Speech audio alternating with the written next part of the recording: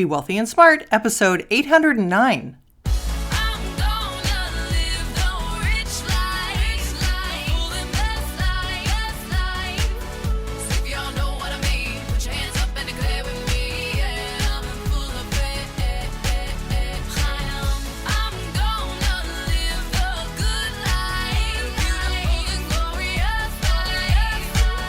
Step into a world of wealth and financial freedom without budgets, boredom, or bosses on Be Wealthy and Smart.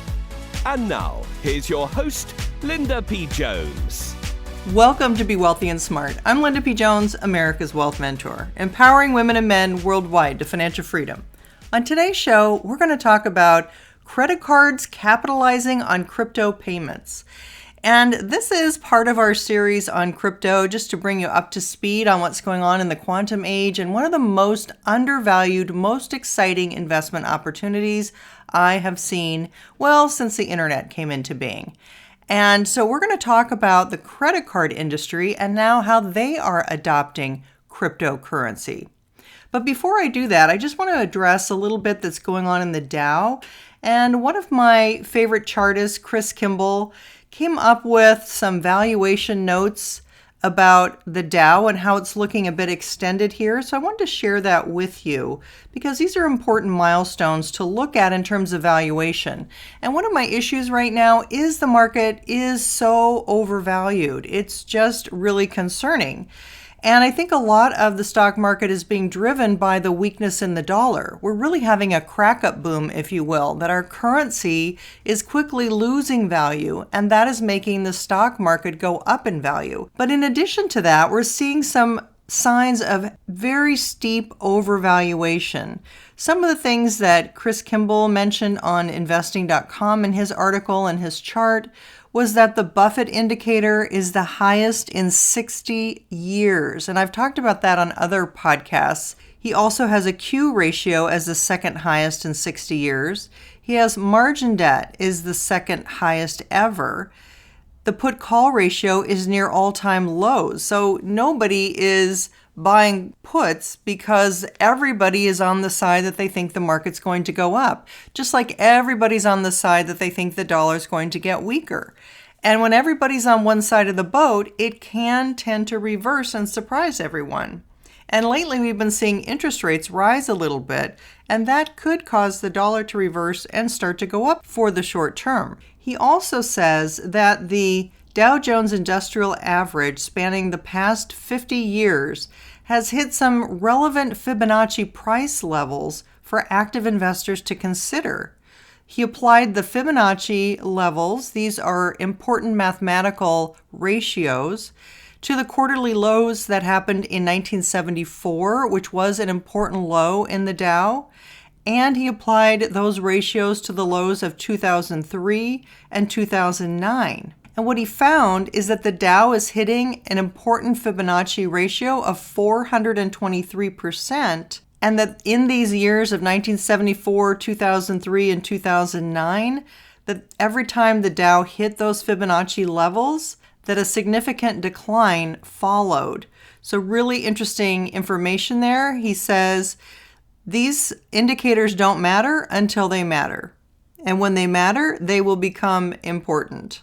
So while we're seeing the Dow at all-time highs and really showing a lot of signs of overvaluation, there's new technology that is as exciting as when the internet came into being that is super undervalued right now, which is why I've been wanting to bring this to your attention and share with you how early we are investing in this space and therefore how inexpensive some of these opportunities are.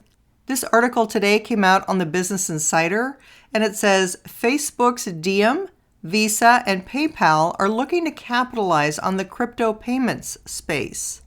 Now, if you remember, Facebook wanted to come out with its own cryptocurrency called Libra. They've now renamed it Diem, D-I-E-M. And the article says Visa, PayPal, and Diem, formerly known as Libra, are looking to capitalize on a rapidly growing industry. Visa's newest credit card will feature crypto rewards, helping it cash in on consumers' appetite for rewards. The card network partnered with cryptocurrency startup BlockFi to introduce the Bitcoin Rewards credit card. Users will get 1.5% cash back for every transaction made on the card, which will then be converted to Bitcoin and stored in a BlockFi account in a regular monthly cycle, as well as $250 in Bitcoin if they spend at least $3,000 in the first 3 months. The card will be issued by Evolve Bank and Trust and come with a $200 annual fee.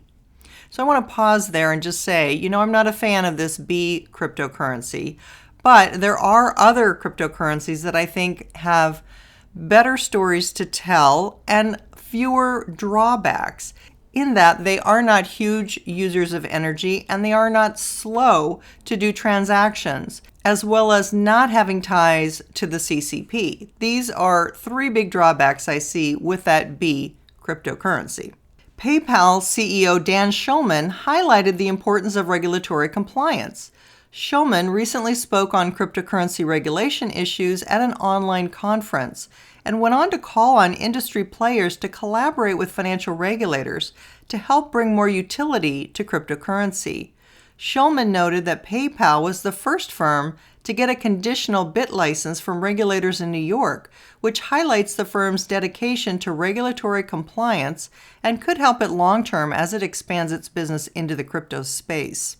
So I want to pause there and say regulatory compliance is so important. You have to work with regular lawmakers. People that think that cryptocurrency can be some sort of outlaw thing and be on its own outside of the law, I just don't agree with. So I am of the opinion that you do need to go with who the regulators are going to sanctify as the cryptocurrencies that are going to be in existence. And if you do that, then you're on the right side of the law, you're in the right space, you're in the right investments, and you're going to be with the ones that survive.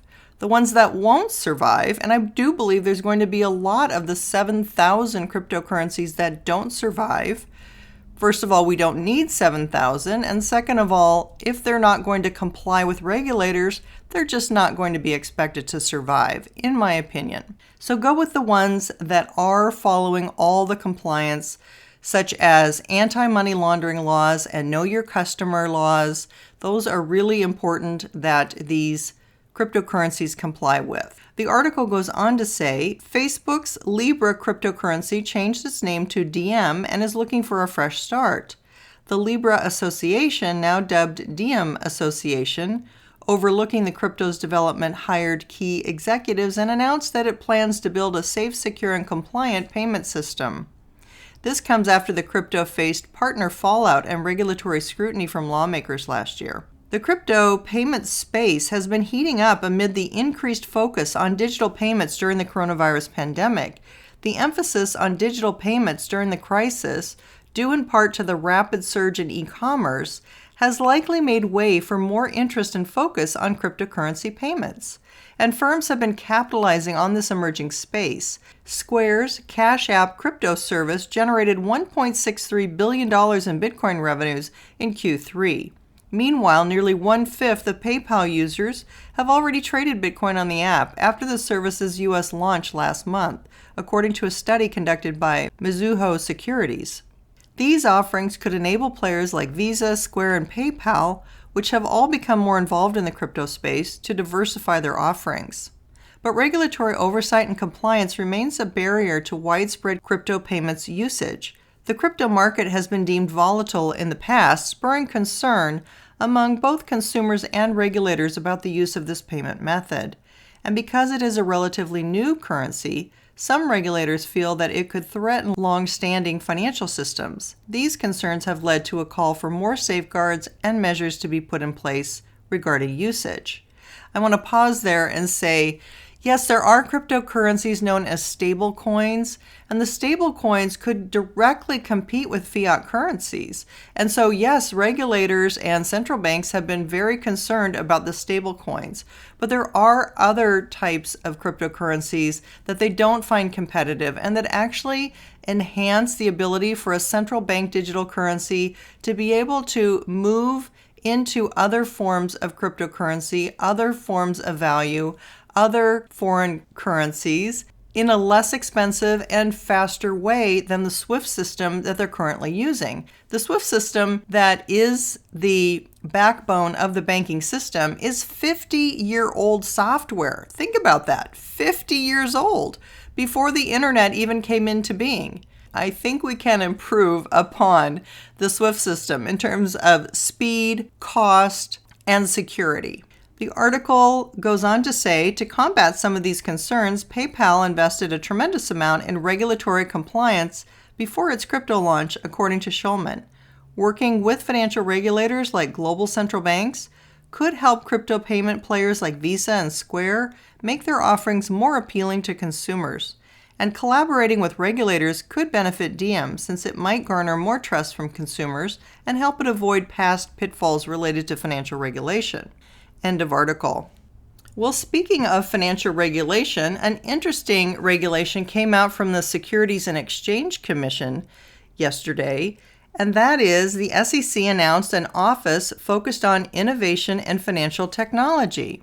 So what that press release said is the Securities and Exchange Commission today announced that the SEC's Strategic Hub for Innovation and Financial Technology, commonly referred to as FinHub, will become a standalone office. It goes on to say, established within the Division of Corporation Finance in 2018, FinHub has spearheaded agency efforts to encourage responsible innovation in the financial sector, including in evolving areas such as distributed ledger technology and digital assets, automated investment advice, digital marketplace financing, and artificial intelligence and machine learning. Through FinHub, market and technology innovators, as well as domestic and international regulators, have been able to engage with SEC staff on new approaches to capital formation, trading, and other financial services within the parameters of the federal securities laws. And it goes on to say, the scope and complexity of FinHub's work has continued to evolve and expand as technology itself has evolved. This organizational shift will facilitate the agency's agility and flexibility to work with market participants and regulators worldwide and to encourage leading-edge innovation that will shape the intersection between the federal securities laws and technology. So I think that's very telling that the SEC is saying these kinds of new innovations are here to stay, and we need to regulate them and give them adequate resources and focus so that it doesn't just get lost behind traditional securities. Because the fact is, these new technologies are actually going to be at the forefront in the future, in my opinion. And we're going to be able to trade in cryptocurrencies from tokenized value of all different kinds of assets, whether that's precious metals, whether that's real estate, whether that's stocks, many, many different investments. And speaking of that, we had more news come out today that moved us forward in the crypto investment area. And this was very exciting. This is a press release on Reuters that the S&P Dow Jones indices are to launch cryptocurrency indexes in 2021. So what it says is S&P Dow Jones Indices, a division of financial data provider S&P Global, Inc., said on Thursday that it will launch cryptocurrency indices in 2021, making it the latest major finance company to enter the nascent asset class. The S&P DJI branded products will use data from New York-based virtual currency company Luca on more than 550 of the top traded coins, the company said. S&P's clients will be able to work with the index provider to create customized indices and other benchmarking tools on cryptocurrencies, S&P and Luca said in a joint statement. S&P and Luca hope more reliable pricing data will make it easier for investors to access the new asset class and reduce some of the risks of the very volatile and speculative market, they said. With digital assets such as cryptocurrencies becoming a rapidly emerging asset class, the time is right for independent, reliable, and user-friendly benchmarks, said Peter Rothman, Global Head of Innovation and Strategy at S&P Dow Jones Indices. The move by one of the world's most well-known index providers could help cryptocurrencies become more mainstream investments. Gee, where did you hear that it was going to be a mainstream investment? Wasn't that my last podcast? I think it was. It comes as Bitcoin continues to soar to record highs against the dollar, boosted by increased demand from investors who say the virtual currency is a hedge against inflation and a safe haven asset. Bitcoin was trading at $19,300 in latest trading on Thursday, having soared around 170% this year. Cryptocurrencies have been around for more than a decade, but have started attracting more interest from large financial companies over the last few years. Large firms, including Fidelity Investments and Japan's Nomura Holdings, have started safeguarding Bitcoins and other cryptocurrencies for institutional investors, while major exchanges have started offering Bitcoin derivatives. The emergence of more mainstream market infrastructure has made the asset class more accessible for institutional investors, with hedge fund managers such as Paul Tudor Jones and Stanley Druckenmiller saying they include Bitcoin in their broad investment strategies. End of article. Well, again, Bitcoin gets a lot of the press. It gets a lot of notoriety because it's been the number one performing cryptocurrency for the last decade. But since its price has risen so high and there's other cryptocurrencies that I feel have come out and improved upon Bitcoin, I think that there's many more exciting, less expensive, undervalued opportunities out there to invest in. And many of these cryptocurrencies are even under $10, under $5, under $1. So they are extremely reasonable to get into on even a speculative basis, but also if you look at some of the potential of some of these really being perhaps the next Amazon. When Amazon came out, it was first a bookseller, and then it turned into something that was multi-purpose, multi-use, and of course carries a huge array of products on its website now for internet shopping and delivery. In the same way, I think we're seeing some of the cryptocurrencies come out with smart contracts and other things that make it available to build certain types of new technologies on these platforms. And we're just at the very, very beginning of this. So it's very exciting. It is like investing in Amazon years ago. And I think the potential is extremely great for some of these well thought through cryptocurrencies. Not all of them, because I do agree that probably 90% of them won't survive. Just like in the internet era, a lot of the dot-coms did not survive. But in the end, the ones that did survive went on to become massive companies, massively successful, and created billions and billions of dollars and even trillions of dollars in wealth.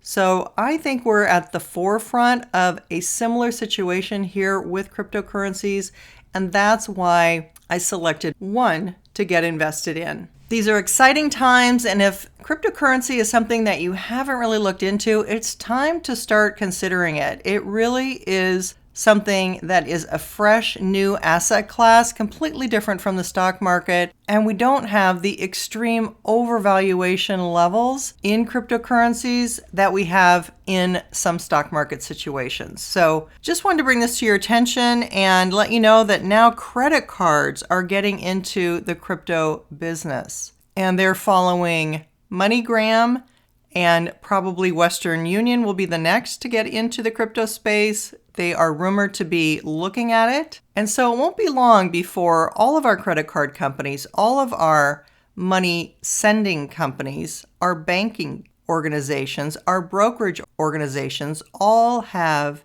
a crypto wallet for you, as well as the U.S. government, which we know was put into an executive order to happen by January 1st of 2021.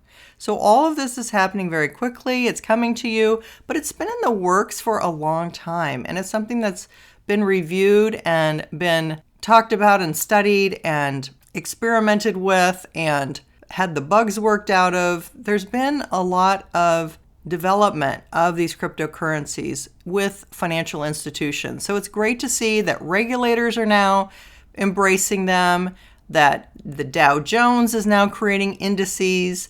And it looks to me like they'll probably have, like the S&P 500, they'll create a crypto index of 500 cryptocurrencies. So it's just exciting to see cryptocurrency gain more legitimacy every day as it falls under regulation, comes into the fold with other financial choices that you have for your asset allocation. If you haven't yet subscribed to Be Wealthy and Smart, hit the subscribe button and you'll be notified as soon as new podcasts are available so you never miss one of them. And if you're looking for a good book to read on finance or a holiday present perhaps, check out You're Already a Wealth Heiress, Now Think and Act Like One, 6 Practical Steps to Make It a Reality Now. This was added to the list of all-time best wealth books by Book Authority, and I really get into the whole concept of wealth building and compounding, my McT formula for wealth building, everything you need to know to achieve financial freedom. That's all for today. Until next time, live the good life and be wealthy and smart. Thank you for listening to Be Wealthy and Smart with Linda P. Jones. Share the wealth and tell your family and friends about the show. Check out our website, blog, and social media for more riches at www.bewealthyandsmart.com.